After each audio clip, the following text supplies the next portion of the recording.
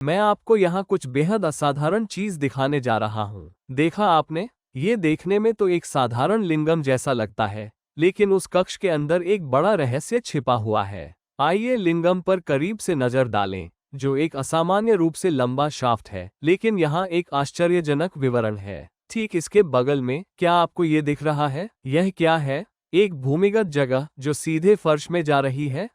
क्यों?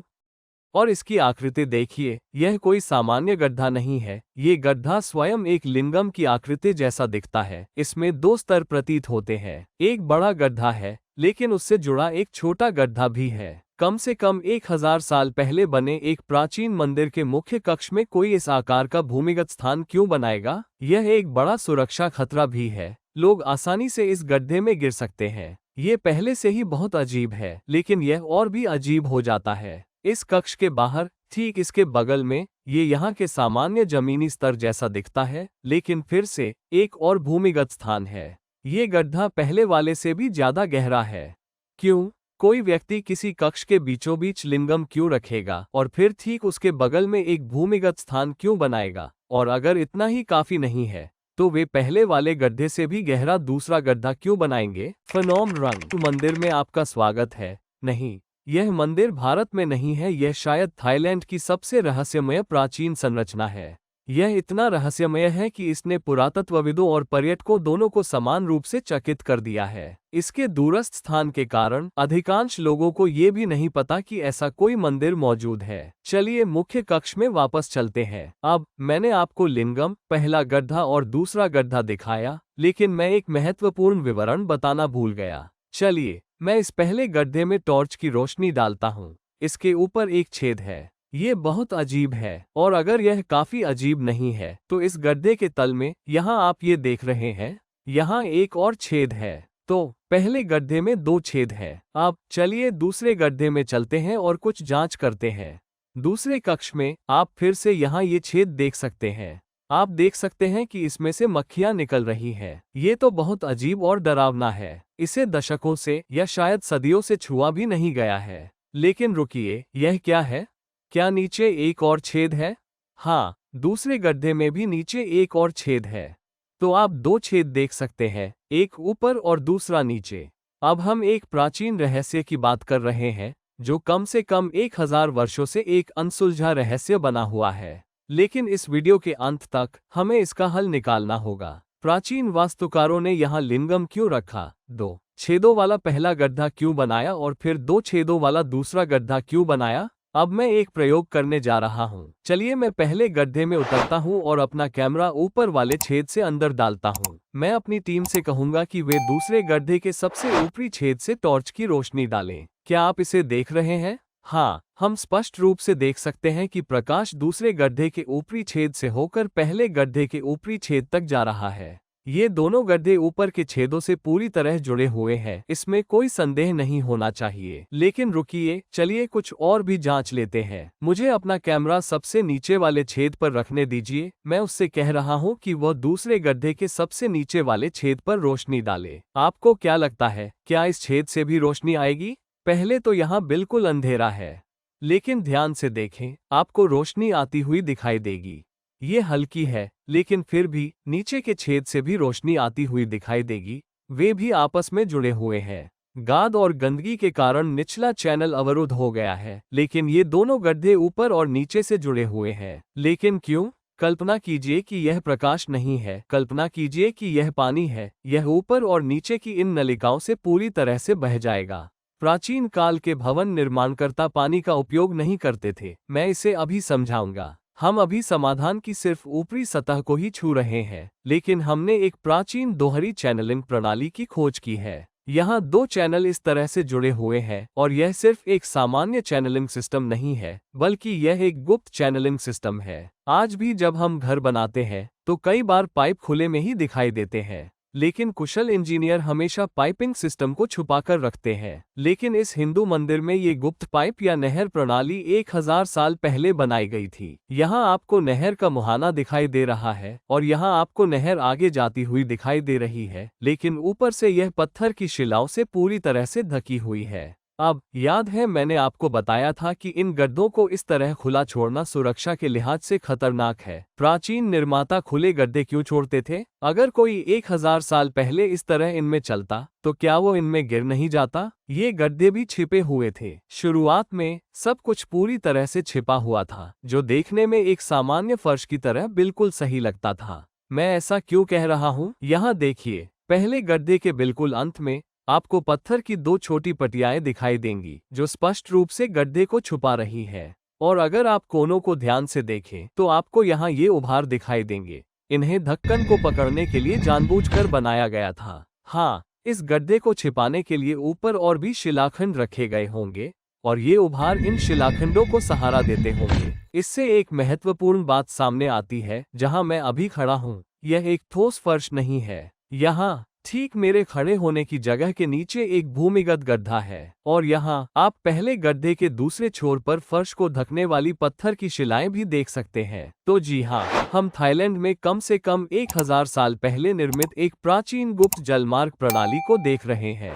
लेकिन शिवलिंग के ऊपर डाले गए तरल का क्या होता है? तरल पहले गड्ढे में इकट्ठा होता है और फिर दूसरे गड्ढे में चला जाता है। लेकिन दूसरे गड्ढे के बाद तरल पदार्थ का क्या होता है? चलिए मैं आपको मंदिर की दीवारों के बाहर स्थित एक अद्भुत महापाषाणकालीन कृति दिखाता हूँ। जी हाँ, ये चैनल वहाँ तक जारी रहता है। ये संभवतः अब तक निर्मित सबसे लंबी महापाषाणकालीन पत्थर की नहर है। मैं सिर्फ बाहरी चैनल के बारे में ही एक पूरा वीडियो बना सकता हूँ। ये पूरी तरह से चट्टान से बना है। ये सिर्फ 2 पत्थरों के टुकड़ों से बना है। यह एक बहुत ही अनोखी बात है। इस नहर को ईंटों, धातु या मिट्टी से बनाना कहीं अधिक आसान होता, लेकिन प्राचीन निर्माताओं ने इसे पत्थर से बनाना चुना और यही एकमात्र कारण है कि यह नहर आज भी मौजूद है।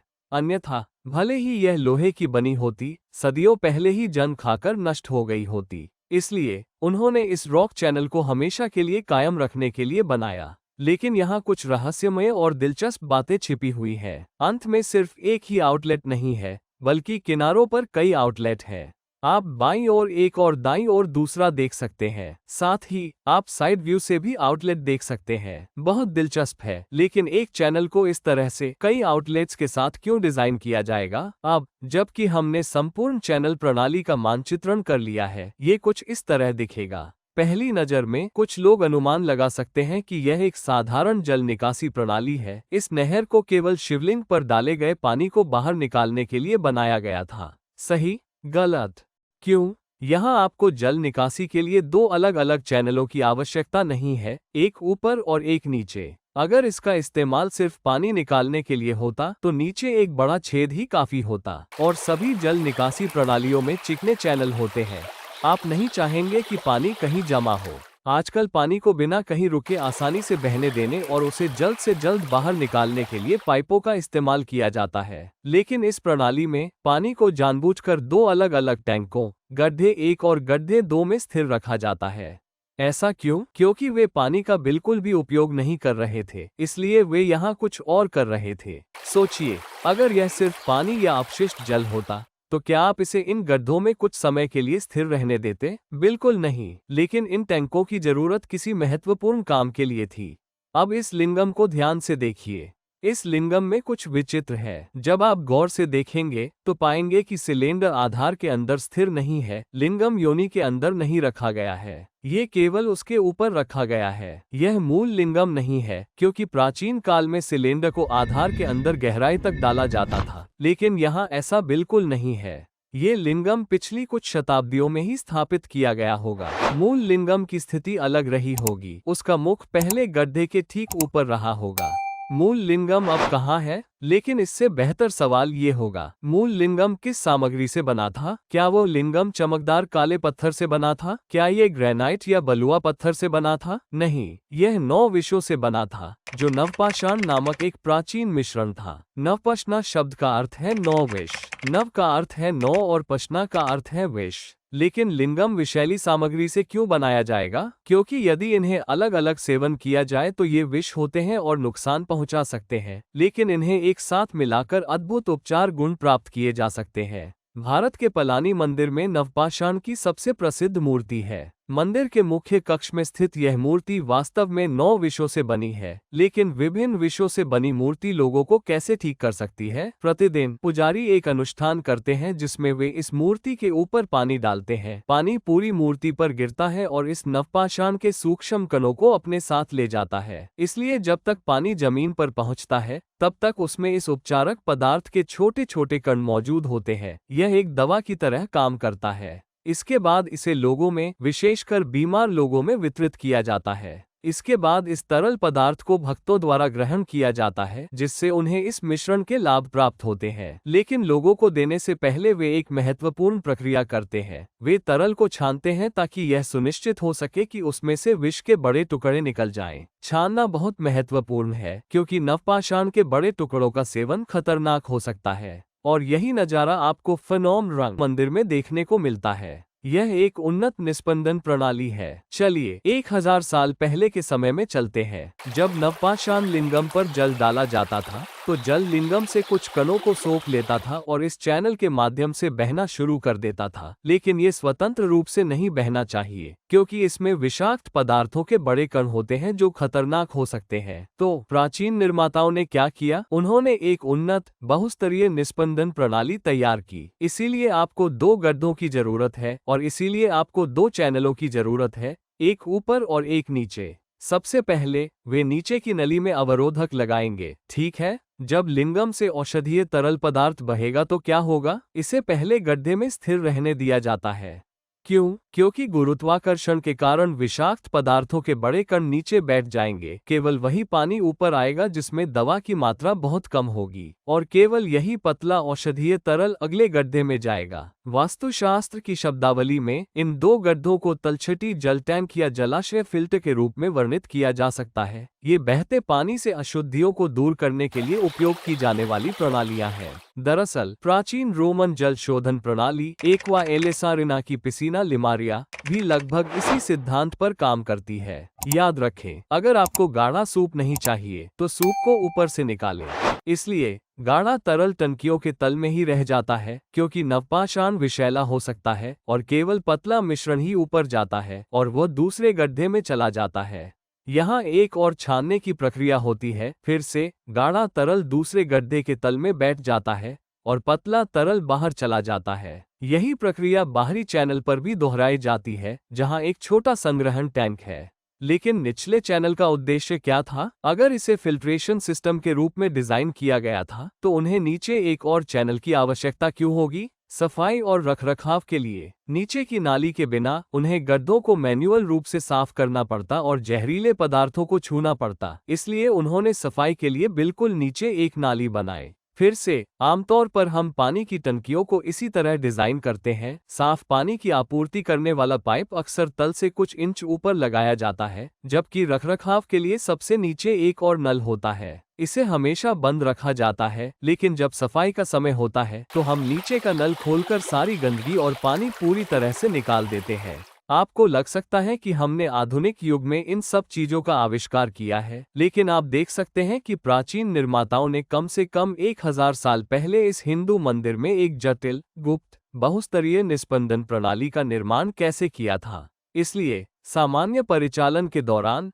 निचला चैनल बंद रहता था और सफाई के दौरान वे निचले चैनल को खोलकर सब कुछ धो देते थे। लेकिन क्या ये सिर्फ एक सिद्धांत है कि फेनोम रंग मंदिर में लोगों के इलाज के लिए नवपाषाण लिंगम स्थापित था? क्या इस बात का कोई प्रमाण है कि प्राचीन काल में बीमार लोग इस मंदिर का उपयोग स्वस्थ होने और इलाज पाने के लिए करते थे?